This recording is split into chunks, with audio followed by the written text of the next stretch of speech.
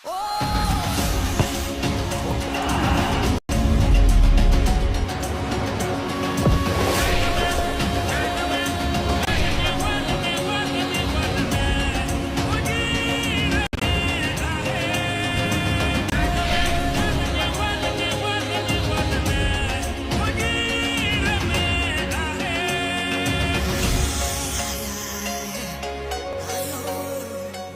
land of Harambee, tunainuka pamoja. Tanzania is ready, nguvu ni moja.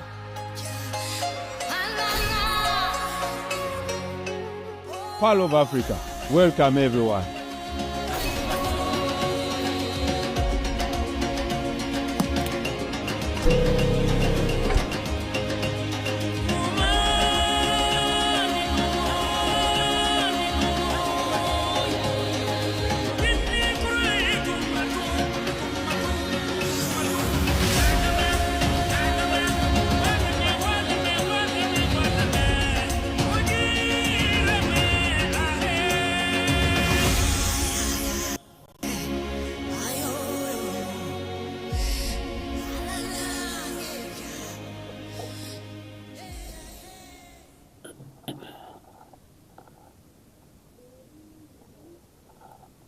Hello, a very brilliant evening to you viewers. Wherever you're catching us live from, let's say thank you so much for being part of the biggest evening show right here in Arua City. This is Sararights Tv, and it's the program, the sports, so whereby we give exclusive analysis in the world of sports. My name is Senior Geroh, the host of the show. Remember, this show is proudly sponsored by Sabine Rama, Global Sports Team. There, of course, they did in a lot of activities. Of course, they do it in beads, they did it in construction material, they did it in what you call a mandel engine. Of course, they are the biggest audience to see that all the activities here are kind of catered for you. Of course, we'll give you the best when it comes to sports in there. Of course, a lot of sports to be talked about. Of course, the biggest one is Alan Okello, set to remain with Team Viper despite numerous invites coming in from different clubs across the continent. Of course, that's Africa in there. Of course,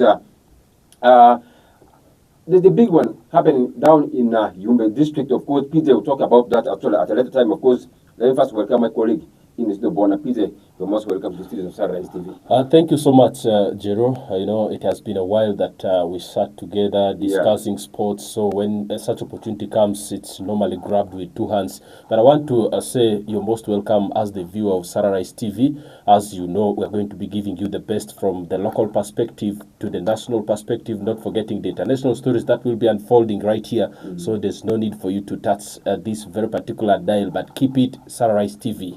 All right, that is PJ talking about in there. Of course, PJ, let's first pick it from here before we talk about other stories. Of course, we shall be talking about Manchester United struggles in the domestic league. I'm talking about their games down in UK. Of course, Manchester United is not doing all that best. Of course, is it high time that the Manchester United board have to let go a coach in the name of Ruben Amorim, who seems to be a little bit authoritative with everything that he's doing at Manchester United. We'll be talking about that at a later, including Dennis Onyango's return into that team of Uganda 28-year battle. First things first, let's first give the priority at home. Of course, let's talk about the kids' ball games that are currently happening in Yumbe district. Wow, I can confirm to you the feeling seems to be absolutely different and very interesting in the sense that a number of districts reported, over 150 districts according to reports, actually honored these very games, and I can confirm to you it is the first of its kind that these games have been brought to West Nile and specifically Yumbe district.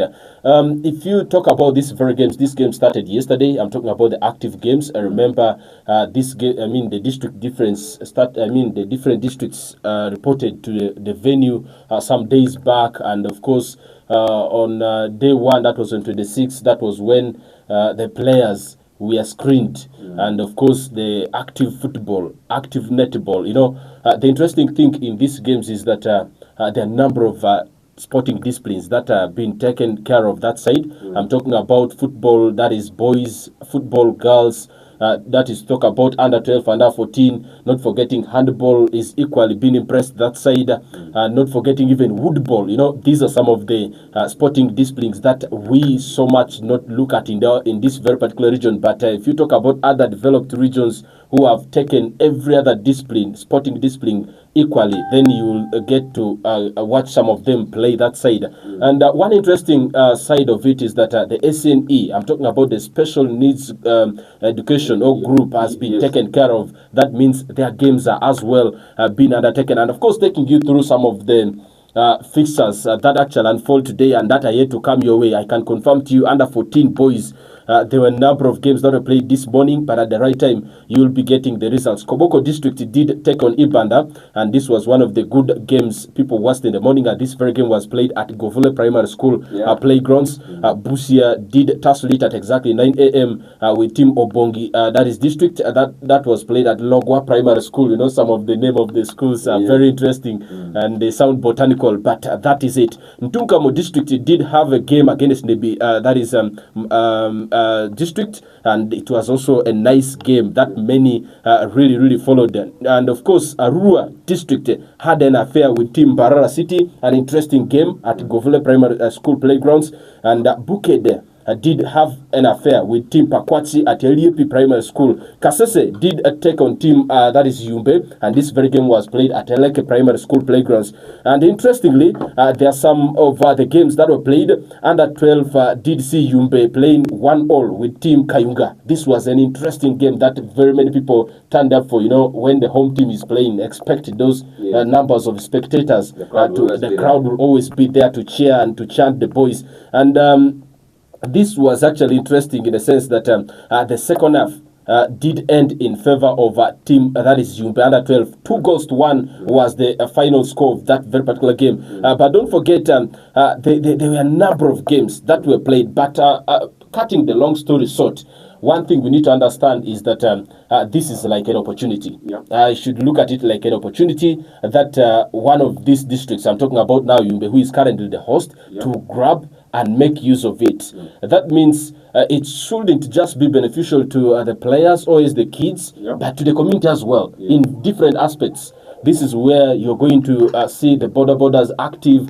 This is where you're going to see the hotels very active. Even those who are in the business aspect of this. Exactly. That is where you will equally see those with hotels, you know, eating places as well. You know, there's difference between hotels and eating places. So all those would actually be grabbed.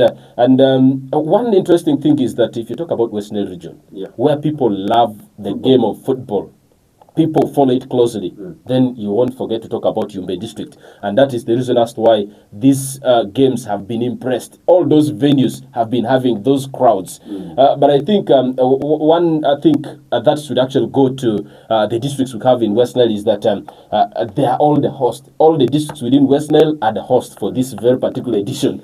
That means it won't look fair if the trophies will leave West Nile and go to other regions. That means there's a lot of there's a lot expected of all the districts within West Nile. I'm talking about Arua City, I'm talking about Maracha District, Yumbe, the host, Nebi, Jumani, Zombo, Pakwats, name them. They should be able to grab this opportunity and make good use of it and retain these trophies within home. And I believe one of these days we shall have to travel there and even relay some of these games live for the view of Sararights TV. Of course, we shall be doing that. Of course, we have got numerous activities that we do run here. Of course, sports is one of the best thing that we can do for you here. Of course, such kind of games we shall always bring them live here. More so the big games we shall easily relay them live here for you. But Peter, let's first talk a little about what is happening with the team Medical Calvary. Of course, the team has officially been permitted to host the games at Medical Primary School in Geroh. At first, that has been ruled down by FIFA. If you talk about StarTimes Uganda Premier League in West Nile region, then the only team you're going to mention is Calvary Football Club. Prior to their promotion to the StarTimes Uganda Premier League, we all made statements. And I'm so impressed that they have taken it up and have started making a lot of additions and changes in the club. I'll mention a few, including the appointment of the CEO, the appointment of their new head coach, Jim Chintu, who is amazing, and I believe is going to be able to adapt to the culture within West Nile. But we are still talking about Jimmy Chintu. This is someone who has been mostly dealing with ladies football.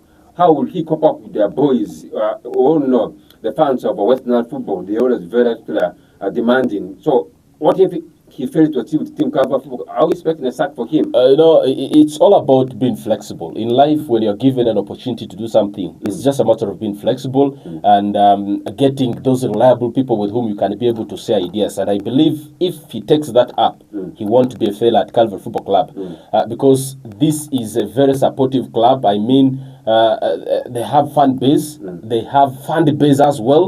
They have the resources. They really would want to do well in the StarTimes Ghana Premier League. They have their transport means. At least you won't talk about financial problems at the club. At least they have their funding somehow coming from outside. And so I believe if this coach takes this opportunity and give himself time and becomes flexible and make use of people who are going to surround him, especially the technical team, definitely is going to perform. And I believe he won't be a flop. That can only be if he's going to be rigid and finds himself taking his things the way he feels they should be. It's still too early to say. He may fail because he has been so much dealing with ladies football. So that is how I look at him. But still talking about Calvary Football Club, honestly, like I said, they are a team to talk about come next season. But the question is, how many new names have they added? Experience. I'm talking about experience. Because this is a club who has got the promotion to the StarTimes Ghana Premier League for the first time. That means the players that they had majority of them had the experience of a regional league. Majority of them had the experience of now the FIFA Big League. Remember, Calvary stayed in the FIFA Big League like for 3 seasons before qualifying to the StarTimes Ghana Premier League. That means they are lacking that experience of StarTimes Ghana Premier League. If at all there are some players, these were players who played for Royal Sports Club, who played for Ondo Paraka some time back. But how many names are there? Are you going to count on? But the reality is that they are trying to add some new players into the system. One of them is Oket Emmanuel, who has been here, and he last season he played for UL Football Club, and he said to join Calvary Football Club. And then the other player is Okumu Rogers, who has been playing with the for a number of seasons, and he also said to sign for Calvary Football Club for 2 years each. So that is a positive move to me, because the fact remains they need some additions, especially those players who already have that experience of the StarTimes Ghana Premier League. You now need those players to come and mix these ones you have, so that there is that flair, there is that experience that you will see in the display of the game in the pitch. And again, why I said Calvary is really in the right track is that they have entrusted the home guys. They have given opportunity for the home people who have the experience. But above all, they give much more of the contract to those players who actually took them to the big league, and they renewed their contract back. You see, those players, you will believe with me that they already know what Calvary is made of. They already understand the club. They already understand the history of the club. And number two, they must be looking at what the club is supposed to be in the near future. And entrusting them, giving them more opportunity is actually the ideal thing that the club is supposed to do. But that shouldn't stop them adding those experiences I'm talking about. The names you have just hinted at some. But I think one of the interesting and most loved thing that I've actually found myself in love with is the fact that they have accepted and they have loved where they qualified to the StarTimes Ghana Premier League. I'm talking about them getting to improve their stadium to host the StarTimes Ghana Premier League games. But how important is that one for Calvary Football Club, playing for the first time in the StarTimes Ghana Premier League, and again you're hosting your games with what you call the traditional fans down in Mumbai? I think I just made a statement saying that this is a club that got promotion from that home ground with those traditional fans. But I was talking about how important would it be for the team. You see, it's all about understanding the tradition. You have the traditional fans who have already understood the tradition of the club, and like I said, one of the districts within this very particular region who are passionate about the game of football, who have loved it, who have followed it closely, are the people of Yumbe. And that is the reason as to why you'll find those fans of Calvary within Yumbe town traveling for their home games. You would find their fans from Arua city here traveling for their home games. That very particular love is one big thing. But I think that idea is a good one in a sense that that local person who has been blessing this club is going to be kept in the game. That old muse, you're going to mention names like Killing Man, who will always want to talk about Calvary Football Club because has been so much attached to this club. You'll talk about Sunday, there's this passionate fan stays near the hill of Midigo, and he's also passionate about that means if you had thought of taking the home games away from that place, you are not going to receive the blessings of these old men. So it's just a very good decision that they have made, and I believe they are going to still do their best in that pitch, especially in the Startime Together Premier League come decision. All right, who is the best for Team Calvary Football Club in the maiden season in the Startime Together Premier League? Are we going to see them winning it for the first time for us as Western areas, or as are they going to get relegated like how the Black Angels got relegated, like how Arua Hill got demoted, like how Ontupraka as well got relegated back to the big league in there? It remains to be seen whether Calvary Football Club, with the recruitment that they have done, they may be important to stay put or is get relegated from the Startime Premier League. It remains to be seen. But let's actually move borders and talk about a team in the name of Vipers Football Club. Of course, the latest that we're getting from Vipers indicates that the team has pulled off from two big games. Of course, one being the Super 8 here in Uganda, then the Sakafa Kagame Cup. The team has officially pulled off in there, and the biggest one happened at the team indicates that the team is already in Rwanda for their pre-seasons, and it has been reported that the actual skipper, I'm talking about Alan Okello, is set to remain put with the Vipers Football Club despite having numerous interest from clubs across the continent. Geroh, if you talk about Startime Uganda Premier League, and if you begin to mention the Liverpools of Uganda, if you talk of, I'm talking about Giants, if you want to talk about Man City in Uganda, if you want to talk about teams like Arsenal Football Club in Uganda, then Vipers will be one of them. I'm talking about now the Giants, the all-time you'll always want to see. Vipers as a team has its own tradition. One of them is letting go coaches time after time, regardless of if they perform or not. That is them. And one other big thing about them is that this is a club that will always want to win something. They must ambitious. Exactly. They have the ambitions that they will always want to run after. And this is a team that will always want to have number of players from different continents, or is even outside Uganda. You will see those names appearing there. That's why sometimes you find Nigerians playing for team Vipers. You find the Congolese in that team, the Liberians. You mentioned them. So that means it has its own tradition. But I think taking those decisions, I want to begin from the aspect of withdrawing from Kagame Cup. The current thing on, if you follow closely, is about the new format that has been brought in. And if you talk about one team, one big passion in football, if you talk about Ugandan football, that is Lawrence Mulindwa. He has been the FIFA president before. He has been, in fact, he has actually gone, he's against that decision, that new format of Startime Uganda Premier League. I want to say that them withdrawing is best known to them, withdrawing from this, because out of all these contests, at the end of the day, you'll win something. Maybe they have a different agenda. but that can only be known very well when they come out saying the reason as to why we have made this decision is A, B, C, D. But Peter, is it down because Team Vipers will be so much actually concentrated in what we call the CAF engagement? Because you remember they will be playing in the CAF Champions League. Yeah, that's why I'm saying they may be having their different agenda. Because, playing in the continental football is one other big ambition that Vipers always follow so much, especially if they are not the champions, then they must be number 2 to get that slot. Yes. If they don't win the Southern Uganda Premier League, they must run after the Stampede Uganda Cup. Yes.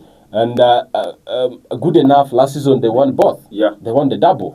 So that means this may be minus to them. And seeing them go outside the country for their precision means they are preparing for a bigger thing than these 2 Kagame Cup and you talk about the Super 8. Yes.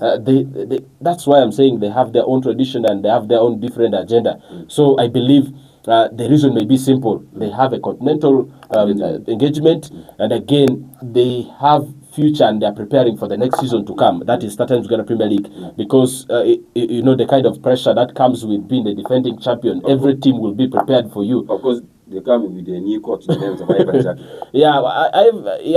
think those are some of the moments for him to understand the team better, because now you're going to get yourself or involve yourself in what we call Kagame Cup tournament, and yet you have a very big thing. So more time needed to be given for this guy to understand his team so that he can be able to assemble his team the best in the biggest tournament. I'm talking about the African tournament. That is. By the way, the good thing is he has got that actually rich history when it comes to coaching clubs in Africa. Of course, wherever he goes, he always goes with silverwares. I can tell you, he has moved to South Africa. He has moved to APR down in Rwanda. He has been in Morocco. He has been in Liberia. All these leagues, all these nations that across the continent, he has gone with silverwares. And that gives you more confidence to say, yes, he needs that time to be given and do his best, especially in big occasions. I'm talking about the coming season, the continental affair. I'm talking about the Stampede Uganda Cup. This is where Vipers will always pour energies. So, talking about their withdrawal, there's no much alarm that I would really raise about that because we know they seems to be the biggest of the big in Uganda. And then they need to concentrate where they will be able to achieve much. So that is him. That is Lawrence Bulindo for you. But Peter, let's first talk about the skipper. I'm talking about Aaron Okero, who banged around 19 goals last season in the Southern Uganda Premier League with the top scorer. And he has been so influential for Uganda Queens. Remember, Uganda qualified for the 2025 Africa Cup of Nations courtesy of his efforts in there. And again, he was also very influential in the Queens team in 2024 Sun team. How big is this news for Vipers fans? Of course, Aaron Okelo is set to set put with the Vipers. Of course, he is remaining on a one-year contract with the team Vipers. Of course, he says that he wants still achieve a lot with the Vipers. Geroh, if you talk about Alan Okello, then making such a decision, staying put at the club, shows how matured he is right now. We're talking about Alan Okello, who went outside the country and failed. Yeah, he went to. He had the challenges, he had injuries and so on. He did not flourish. And when he came back, he revived his good moments of playing football. He revived his moments of finding the back of the net. So at the time, he's doing very well. He needed not to just make that decision of saying, I think I'm doing better, I need to go back, or else I need to go outside the country. Those speculations surrounded him a lot that there were teams who actually got interest in him. So I think him staying at the club, to me as a person, is a very good decision he has made, and this alone is going to build more of his confidence. This alone is going to give him opportunity to establish himself better before he crosses outside Uganda, because this is Alan Okello, who is going to take part in a number of competitions in Uganda. First of all, he has been summoned in the provisional squad of the FIFA, the World Cup qualifiers for Team Uganda. He's part of that team. And then number 2 with Vipers is going to take part in the continental football. Then with Vipers, he's going to get that opportunity of being the darling of the club. Remember, in the Chan, recently played Chan, trust me, he was the name all over Africa, even in the world during the Chan tournament. And that's where you would see. In fact, his game only was stopped a little bit in the competition when Uganda played. When Uganda played South Africa, he was silenced a little bit, and more silenced against Senegal. That was where he was pocketed very well, and he was nowhere to be seen in the game, and that's why Uganda lost the game. Because he has been that threatening attacker who would really give no room for confidence for the defenders. So I think Alan Okello making that decision to remain in Ugandan football with Team Vipers is a very matured decision. That shows how matured he's getting to be. And really, this coming season is going to be another good one for him before he makes that decision to go outside Uganda. Remember, the Alan Okello we're talking about is one of the doing top scorers in the current Sun tournament that is being co-hosted by Uganda, Kenya, and Tanzania. He has got 3 goals. And there's other player who is called Lumain. He comes from Senegal. He as well has got 3 goals. So we're going to see who will be winning the Gong. Of course, the final will be played on the 30th of this very month. In there, of course, Alan Okello is much attractive interest from actually his former payments. I'm talking about Algiers down in Nigeria. Of course, they're saying that they all want him back. So we're going to see whether this will come to pass in there, because he has said that he wants to stay put with Team Vipers Football Club for another season in there before he goes to any other club in there. Of course, there were interest from Pyramids down in Egypt in there. Of course, you remember that team is being coached by Sebastian Desabre, who has been here in Uganda, and I think wanted to lure him to go and join the Pyramids down in Egypt in there. Of course, regional league heavyweights, I'm talking about Geroh, Simba FC, and then FC Leopards. They have all been monitoring the situation, but Alan Okello said no, he wants to stay put with the Vipers. Of course, Lawrence Mulindwa, he said that his actual valuation is around $500,000 US, one of the biggest monies that.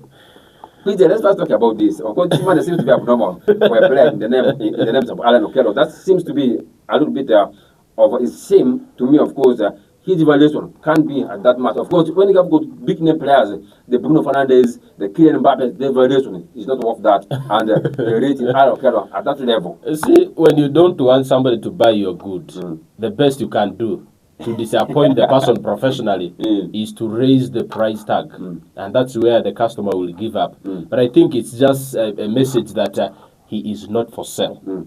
Nothing much to talk about that price tag because it is abnormal. It's just a way of saying he is not for sale this time. Come another time. Just the same way Carlos Baleba has been prevented from coming to Manchester United. A player of his caliber at 130. No, even Isak. You can't really expect Isak to go for 130 million pounds. And that is an indirect way of telling Liverpool, please, he is still our player. We don't want him to go somewhere. Anyway, to talk about that, remember the game that will be coming up in the Super 8, of course. Bull will be playing against Maris. It's going to be at 4 p.m. It's already going, and the first half is almost done. And then NEC will be playing a team in the names of Express.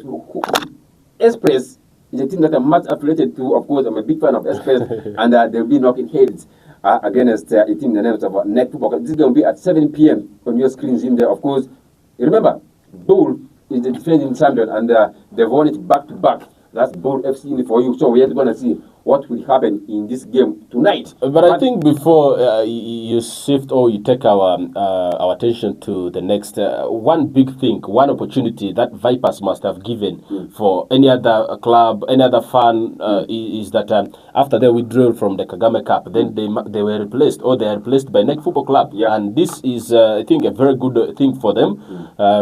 You know, NEC has been that club last season. Man, NEC used to be too ambitious. Everywhere they want to be there. Yeah, I think it's a very good one for them. With the new additions, they also let go a number of players, but I think engaging themselves in such will make them build their team better for next season to come, because they are equally going to get that opportunity to play in the continental football. Remember, having seen Vipers winning the double means the team that finished second will get that opportunity to go. Remember, it was supposed to be the team that must have won the Stamping Uganda Cup and the other way around. But Peter, let's first talk about Nek football a little bit, of course. We have seen Nek allowing one of the established players already leaving. Of course, Kataka Wahab was with the team he left. Enoch Sabagala was with the team he joined. There's a player who's called Sakabade. I think he should be joining Chitera or UR football club, end of the two. So these are all the established players. And again, he has gone for a player in the name of Innocent Media. They unveiled him recently just from a team in the names of Calcio from Italy. Of course, this is a NEC team that seems to be ambitious, and they want to take every game serious, and they want to be at every competition. At the Kagame Cup, they are there. In the Super 8, they are there, and again in the Confederation Cup, they are also there. What is this team all up to? It's down to the ambition of winning trophies. It's down to the ambition to make monies in these competitions. One thing we need to understand about NEC is that they are one of the well-established sides. Having got that promotion from the big league to the Southern Ghana Premier League, we did see how established they were, how they were trying to do their things, and the quality of players they went in for. Then you'll talk about the Gaddafi Wahab you have just mentioned.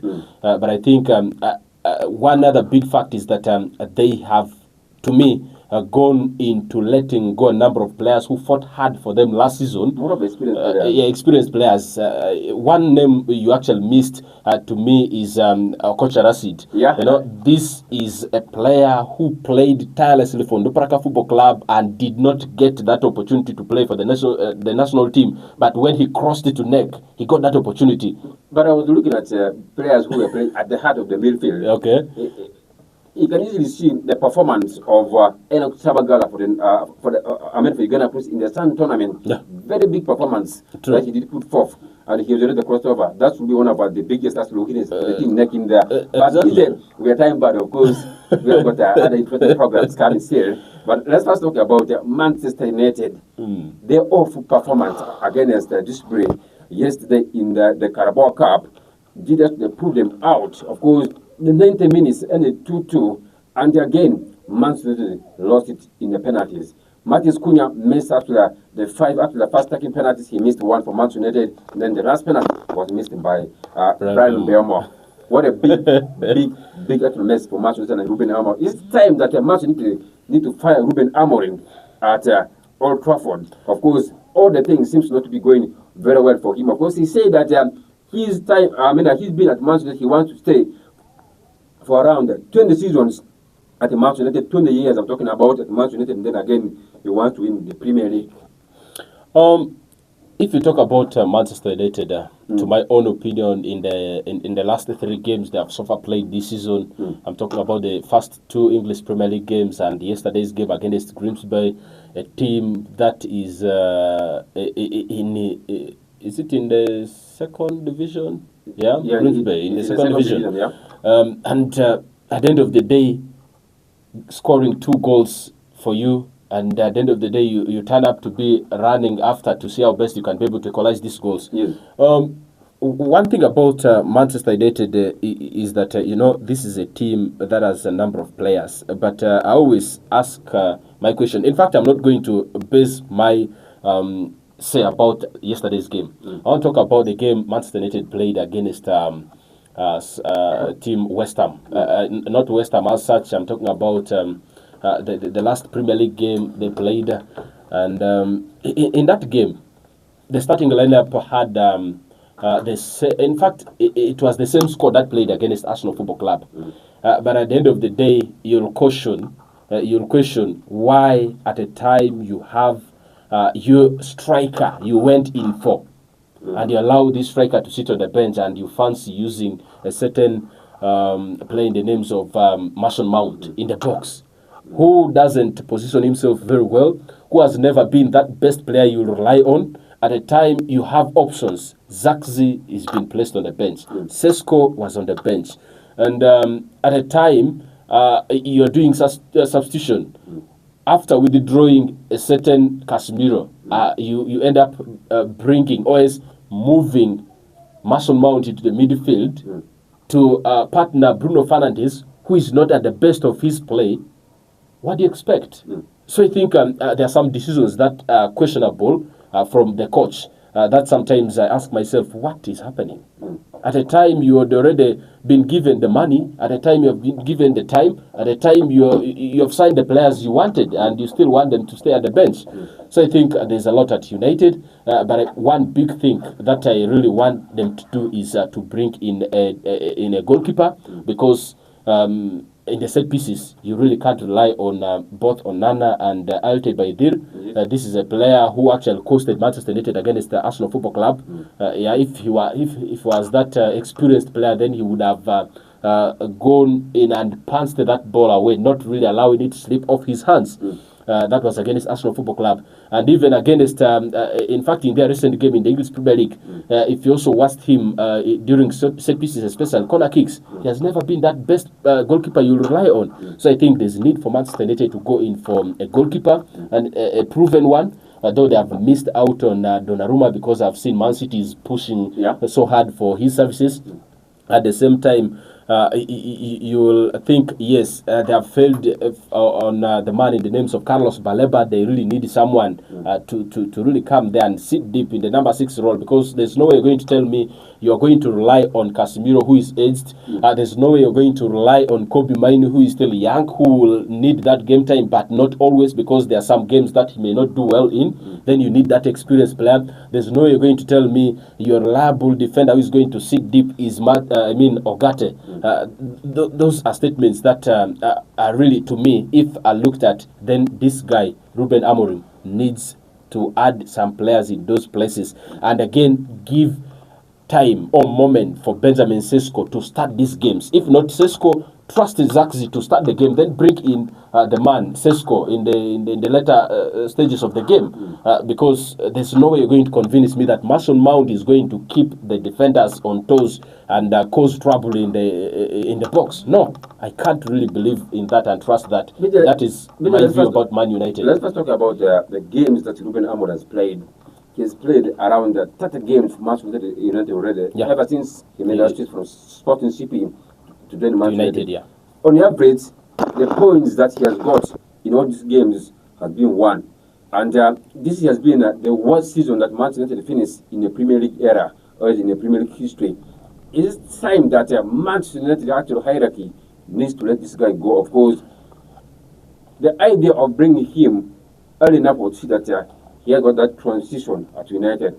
But that seems to be going down, or it seems to be going low. It is high time the Manchester United needs to sack him, or and needs to stay put with him. But I think one thing I've understood about United is that they have so much trusted this guy. Yes. He's given every other authority to run the affairs of the club. I mean, when it comes to playing games. Why I've said this is because there are some clear errors. You just know this is a mistake and it's going to cost the team. And then it is allowed to stay like that. Remember, he has his coaching team. What are they doing? What impact have they put in the team? We may talk about Amorim. What about people who are surrounding him? Do they have a say in everything that is happening at the club? So I think one thing is we can talk about sacking him, and sacking him may not be a good option. If you are thinking of sacking him, who is that good option you're going to bring and think he's going to bring for you those results you want? And this very time. And the better is always massive at what exactly. And this is a United who will always, that will need the results every game you find yourself in. And I believe in the next coming game in the English Premier League, if Manchester United fails to pick 3 maximum points, the noise will begin. That is from the fans and every other, always the OBs and so on. All those will come. Even the fans of Biscuit Town yesterday, they were chatting that they're going to sack him in the morning. But again, he's still there as the head coach of Manchester. So we're going to see. For now, it is too early to say he may be sacked. To me, and the way the kind of trust they have built in that guy, but that guy may not be sacked now. But to be honest, if you look at the performance of United currently, with the level of investment that they put forth in the transfer market, signing Brian Mbeumo expensively, Matheus Cunha expensively, playing the names of Benjamin Sesko expensively, and again he's going to sign a goalkeeper in the names of Sané Lemens from Antwerp. These are all big players, and if United keeps with that actually poor performance probably could be seen. Someone in the names of Ruben Amorim being sacked at United. But let's first leave that and now talk about Liverpool. Let's talk about the performance of Hugo Ekitike in his first season at Anfield. He has already scored 3 goals in 3 matches and again 1 assist. What an actually impressive start for Hugo Ekitike at Anfield. Ekitike is already a proven striker. That is one big fact. Last season he had his good times in the German Bundesliga. And if you talk about him, you know, his physicality alone is enough reason for him to flourish in the English Premier League. And his mental ability, you know, this is a guy who can make decisions very fast. And one thing I've loved about is the chemistry up front there. He has had that very good connection with Florian Wirtz, who is not so much defensively, but attacking-wise, he's doing pretty well.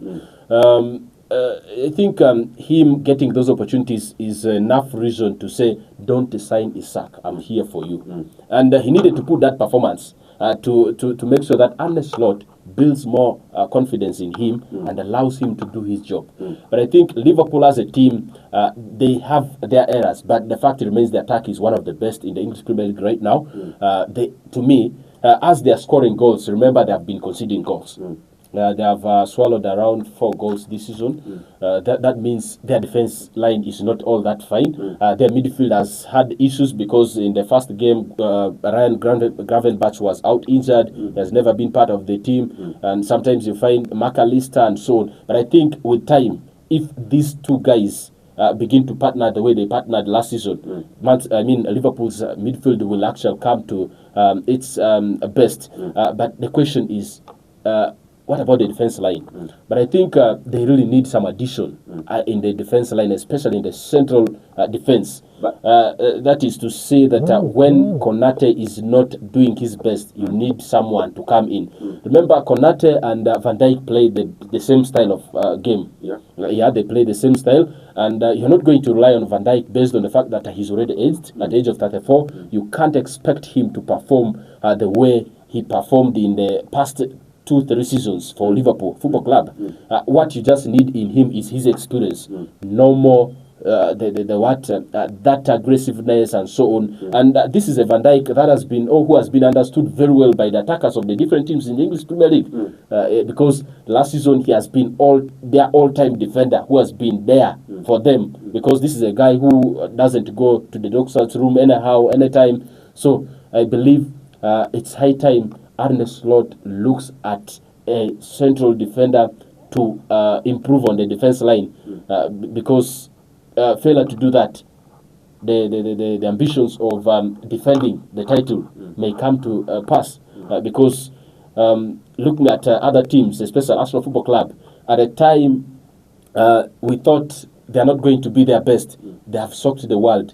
After winning against Manchester United 1-0 in their second game, they walloped 5 goals.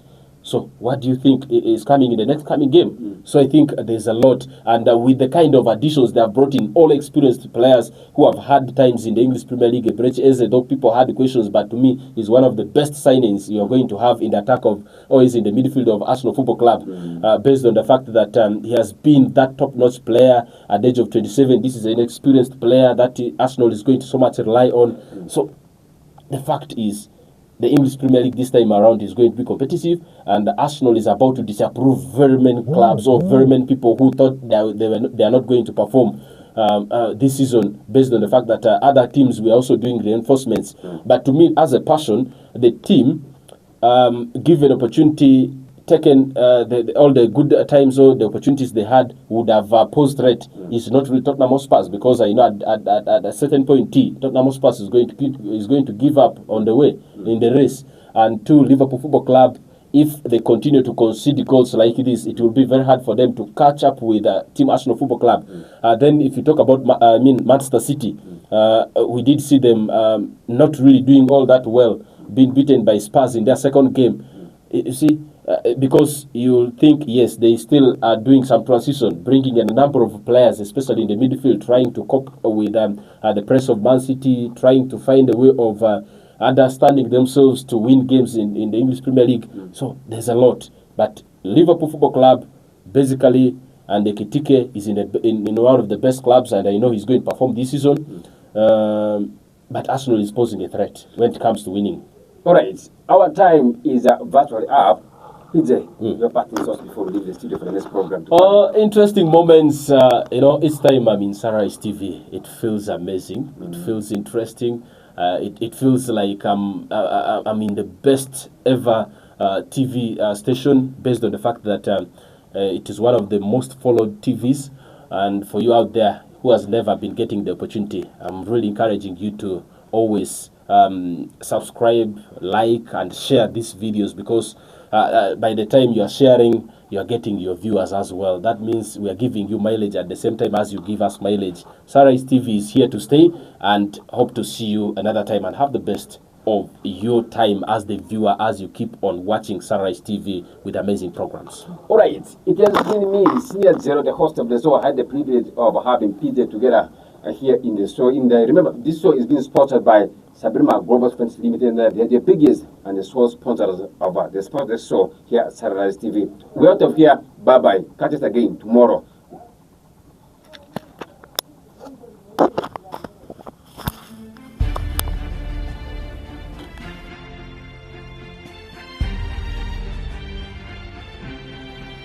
We celebrate our nation, our future, Uganda, and believe in the beautiful game of football in Uganda. We believe in our mother body. Fufa, Fufa, when the boys and girls aspire to become stars, of the Uganda Queens and the crested Queens and the sun Queens.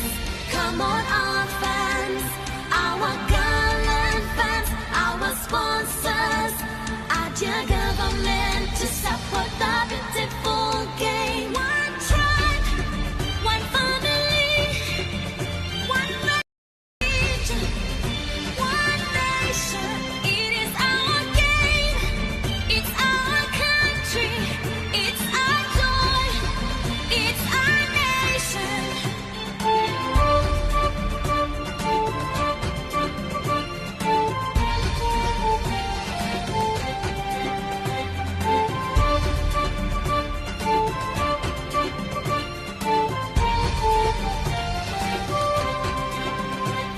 The past and present stars, the fallen and living heroes, the coaches and referees.